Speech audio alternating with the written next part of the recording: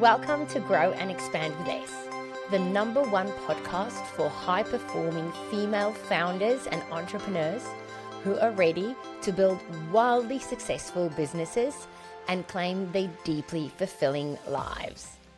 And today we're going to be talking about a block that so many women suffer from. I suppose is the best way to explain it. It's not really a block, it's a pattern. It's something that happens that keeps so many high-performing women from, #1, building those wildly successful businesses, and #2, it steals the joy of that freedom-based lifestyle, and it steals the joy from being able to switch off and actually enjoy what it is that you've built. And it is overthinking. So overthinking, I'm sure I don't have to tell you, but I'm going to set the scene anyway, is where you catch yourself on a number of occasions throughout the day where your mind started on one thought pattern, and then based on that one thought pattern, it's jumped to the next one, and then from the next one, it's jumped to another one, and then if that one, then that one, and it doesn't stop. Okay, and then you catch it, so you bring it in, and then before you know it, you're somewhere in the maze again. And you catch it and you bring it in, and then you're somewhere in the maze again, right? In reality, why this does not serve, 1, a wildly successful business, 2, a deeply fulfilling life, is I want you to think about it this way. In any given moment, the only reality that exists is that moment. And in that moment, unless you're executing on the 20 thoughts you just had, all you've done is this person is getting more and more mentally exhausted and not actually taking any steps forward to solve any of the things that they're thinking about. And this is incredibly important because we think subconsciously that thinking and overthinking keeps us safe and organized and across things and on top of things. But the reality is it only tires the person out in that moment. It overwhelms them. It leads to exhaustion, right? You do this for long enough and you will be so overwhelmed, so exhausted. Obviously, a lot of people will call this anxiety, but I just identify with it now as overthinking when my overthinking comes in. And you're self-sabotaging the person within that moment from having mental clarity to then take whatever next aligned step it is to actually execute on the number 101 thoughts that they've just had. And so there is an incredible art and skill to compartmentalize and consequently not to overthink. It's not easy. It's not something that comes overnight. And if you're an overthinker who then gets into overwhelm and into exhaustion, you're not going to listen to this podcast episode and go, yeah, done. I'm never doing it again. No. But what I want to tell you is it is absolutely possible to stop your overthinking, or I'll qualify, to stop your overthinking to the extent that it doesn't serve you. Like we'll always think, right? But there's a level of thinking that serves incredibly well and is necessary, right? And that's where creation is birthed as well. But there's a level of thinking that becomes overthinking that doesn't serve. It is now draining your time. It is draining your energy. It is draining your alignment. It is taking you further away from the things that you want to bring in. That's the overthinking that absolutely can be dismantled, dissolved, and you can enter into the space of ease, groundedness, centeredness, clarity, and then whatever emotions come from that moment and every other day moments that isn't being stolen by the overthinking thoughts. So, okay, overthinking. So many women suffer from it. Why is it there? It'll be unique to everyone. And when I work with clients, the first thing I do is we catch a couple of recent overthinking episodes, for lack of a better word, and they write it down. And then you see the pattern. So the pattern's there. So then we summarize that pattern, and then we immediately from summarizing the pattern identify what the core belief is that that person holds and the biggest fear that that person holds. And then once you've identified that, it's so easy to dismantle because it's all bullshit, sadly but truly. And so once you then dissolve it and you've reality checked it and you've rewired it, and then through a breathwork session, we've released all of that, and they step into that more centered and aligned version, it's phenomenal how quick change actually can come.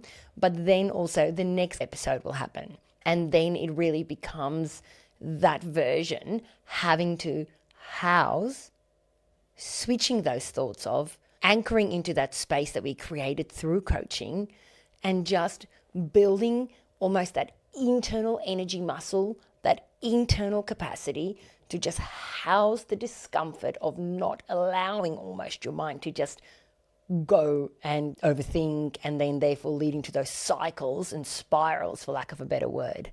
But whenever we get to the core belief and the core fear, really it is centered around control and the fear to lose control. That's really it. So you think about any time when something happens and you start having that thought pattern. Why are you doing that thinking? What are you trying to get to? Well, you're trying to get to that place in your brain where you can go, okay, I've got this. Whew. Okay, but the problem is sometimes you have to go really deep to get there in terms of 10 thoughts, 15 thoughts, 20 thoughts. And so then you get to that place within yourself where you're like, okay, cool, that makes sense. I'm in control. I've got that. That plan's nutted out. This is this, there's that. That makes sense. Whew. Next topic. And what you're really seeking through thinking misguidedly is to access that space where you feel safe.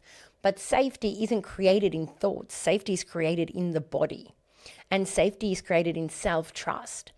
And so you create that through accessing the place within you that represents that safety, that represents that stillness, that represents that calm. And in the moments where something tries to pull you away from it, seeing it, acknowledging it.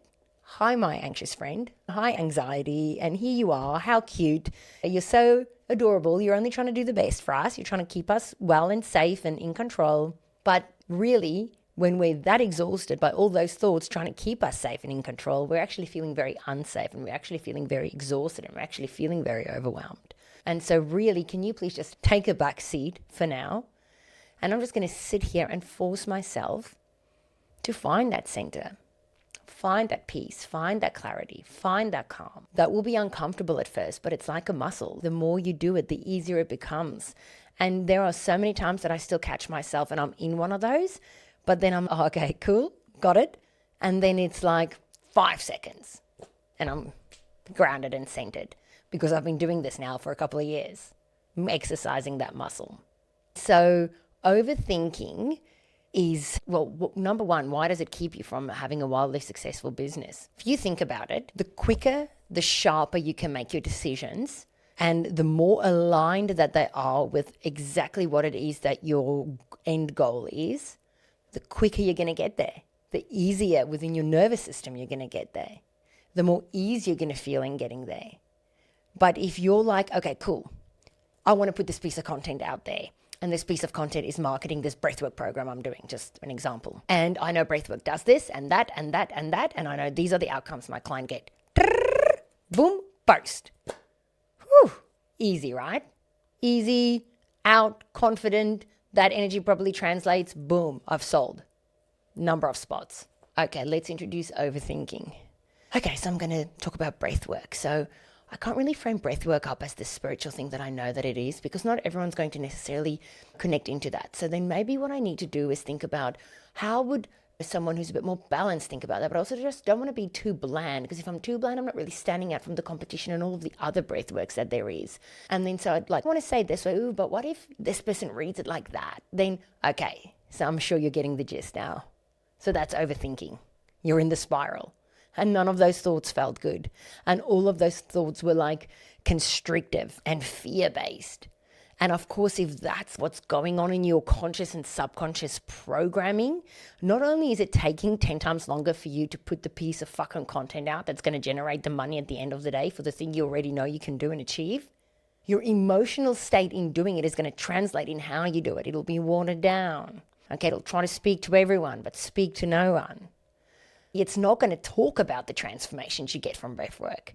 It's not going to talk about the fact that clients have come to you and they've tried 4 or 5 different coaches, and because of you and how you coach and you link the breathwork to that modality, you have changed their lives in 3 sessions that's no one else has been able to do with and for them over 3-4 years. It's this amazing, powerful tool. And if you want it, great, come get it. And I've now just picked the most random topic when it came to overthinking. It's the first thing that actually just came to me. I didn't overthink it. Whoa. But if you're an overthinker, you'll overthink on anything and everything. Okay, I'm hungry. What do I want for dinner tonight? So, I really feel like burgers. That could be really nice. But then, okay, I'm also wanting to lose weight because I really want to fit into that dress. But maybe I can do salad leaves. But then the salad leaves sometimes leak sauce. And so if the sauce leaks, then I don't really enjoy that. So, yep, you get it. So again, you're constrictive. You're in fear, you're in lack, you're in yucky, icky, lower vibrational emotions and energies. That's where you're at. And then the decision you make, it's not even fun anymore. It's not even joyful. It's not even like, oh my God, I feel like a burger. I'm going to get one. Where's my favorite place? Boom, I love Nando's. Can't wait. Woo! It's none of that. And so really at the end of the day, this is why I say overthinking not only stalls you in business because it takes you so much longer to actually make decisions. And half the time the decisions you make is not in alignment with getting that outcome in the quickest way because you're not being confident in how you're saying it. You're not pricing it as you should. You're not marketing as boldly as you should, putting it out there in the way. You're not putting the money behind it because there's all these overthinking thoughts. So you deviate here and you deviate there and you deviate there. And before you know it, honestly, what's taken you literally 1 month has taken you a year. And you're exhausted because second, and this is really where overthinking caps high-performing women, it steals the joy. It ends up leading to burnout.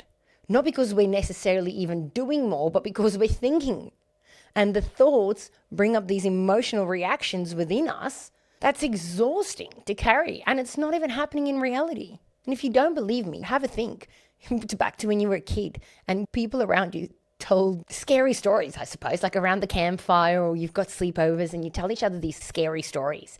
And by the end of it, you're fucking petrified. Your entire body's on fire. You're so scared. You legit believe there is definitely someone under your bed who's going to lick your hand and who's murdered your mum. Okay, and of course that never was reality and that never happened. But the fear you felt in your body was almost like it was a reality. And so then you didn't sleep well and you wake up not feeling good and that infiltrates on your whole next day and all because of a story you told yourself. And that is what overthinking does. We tell ourselves these stories through our overthinking and all it does is it puts us in this lower vibrational, energetic and emotional state that literally influences how we feel, how we think, how we show up, the results we create, and it never, ever, ever value adds. It only ever value detracts. So not only does it cap us in business growth, it caps us from enjoying life. It caps us from enjoying inner peace and actually experiencing inner peace. It really caps us from just being in the moment with someone like a friend or your children. And this is a big one. This was a big one for me. This was the hardest overthinking for me to overcome. In business, it was relatively easy. But with my children, they do something, I'd be like, oh, is that good or bad?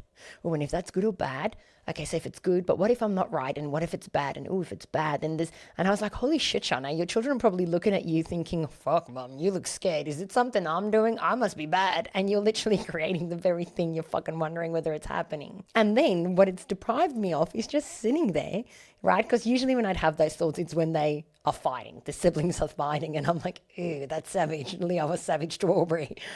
What does this mean? What's this going to mean? And what it deprived me of was this ability to just enjoy motherhood and enjoy the shit show that we all are as humans and watch them go for it and go, yeah, girl, you take it. And I'm looking at you, seeing that you're not going to play small and you're not going to feel sorry for people and let them walk all over you or act out of empathy and sympathy and pity. And you're going to say what you want and you're going to take it. And perhaps in this way, as an adult, you'll learn better ways to take it, but well, fucking done. And I'm enjoying this and I'm feeling empowered by it and I'm feeling proud of you. Like it actually deprives that whole experience when I'm sitting there going, are you going to be bad and end up in jail kind of thing, right? And so Yeah, I hope that this episode has given you a little bit of laughter around overthinking, which, it's not always a laughable matter. When you're someone who's a chronic overthinker and you're stuck in that cycle of overthinking, overwhelm, exhaustion, fear, and constriction, it's not fun. I know, I've been there. But I hope this gives you the motivation that you get to come out on the other side and literally joke about it and laugh about it and be light about it as I am now. I hope you really got that it's holding you back in business big time. 100%. In your marketing, in your sales, in the prices that you put towards your services, in the clients that you choose and who you choose to work for, in your team and your outsourcing, and how big you decide to go in absolutely every category. It is also 100% dictating how quick you get to where you want to get to, or how slow, with how much ease or with how much resistance. And then conversely, in life, it is absolutely keeping you from just enjoying and in the moment having that freedom to choose how you want to feel and to just feel it, because it's staking you into that cycle that's usually fear-based, constrictive, overwhelmed, anxious, etc. How do you overcome it? Well, like I said to you at the start, it's not a quick fix. There's a lot of operational methods that work for a lot of my clients. So things like at the end of when you get into the spiral, you actually just sit down and you list out everything you're thinking about and worried about. So this has to happen, da, da, da, da, da, da, da, da, da, right? And not just business related, like home, relationship, a text you've got to send, whatever. Once you've written that list, you actually then go through it and you highlight every single thing that someone else can do. Okay, so if it's pack my daughter's sports bag, let's just say, you highlight it because your daughter can do it, so she's doing it. So that also gets rid of that whole over-responsibility complex. Anything that can be outsourced currently, like I'm not saying to employ a new team member for it, I'm saying on the current tools and people and things available to you, anything that can be outsourced and delegated, you highlight. For God's sakes, include your partner in this. There's that person. You can delegate, you can ask for help, you can share responsibility. It's a beautiful thing. Magic happens when you do it. So now you've only got, let's say, 50% of the list, because there's so much that can be outsourced and delegated, and you just haven't actually sat down and thought about it because you're in this massive big spiral. Now, for that rest of the 50%, how much of that is going to move the needle to outcomes that you want? So let's say we say business and we say life. Which of these things that you're worried about, to what extent are they actually going to move the needle? For example, if it's how the social media posts look, great. Is that going to make you concrete money in business because it's an advertisement? No? Great. 2 out of 10. Is picking up the 3 towels in the kitchen and bathroom going to add to you having space to see your daughter's netball game and be present with her there? No. Great. 2 out of 10, right? You rank it in terms of shit that's really important to get to what you want, which is why having that clear eye on the prize and what it is that your vision is and what you want is so important. And then things that just doesn't rate, you just rank. And so anything under 5, ditch. Who cares? Watch how you don't do it and watch how the world doesn't crumble. And that's where you'll build your nervous system up. And then obviously you've got the stuff remaining that's got to get done. And then you order it in priority. And then there's your list. And the next time your mind won't overthink that quickly again, because you've gone through the process and you've rounded it out. Even if it does, you'll remind your mind. You'll be like, oh yeah, but hold on, that's already covered. And so it's much quicker. So this is like an operational tool, I suppose, that really works for a lot of my clients. But if you're a chronic overthinker, something like this won't work. What you've got to do is that deep level identity work. So what you've got to do is you've got to get to what is those exact core beliefs, what are those exact fears that you're holding on to, and how that manifests for you in a pattern of thinking, feeling, and behaving. And then you've got to extract that and see for yourself how that is massively holding you back. Once you do that process, you want to slap yourself. If I'm being honest, you'll be like, no, how many years did I waste? But then the fun is you get to release, you get to rewire, you get to shift, you get to connect into exactly that version of you that doesn't show up like that and that doesn't overthink like that and doesn't spend her time and energy on that. And then you step into that next level version of you that's free of that. And of course, there's a little bit of a lag. So once you've done that work, you've then got to embody it consistently. But because you've done the work, it becomes so easy.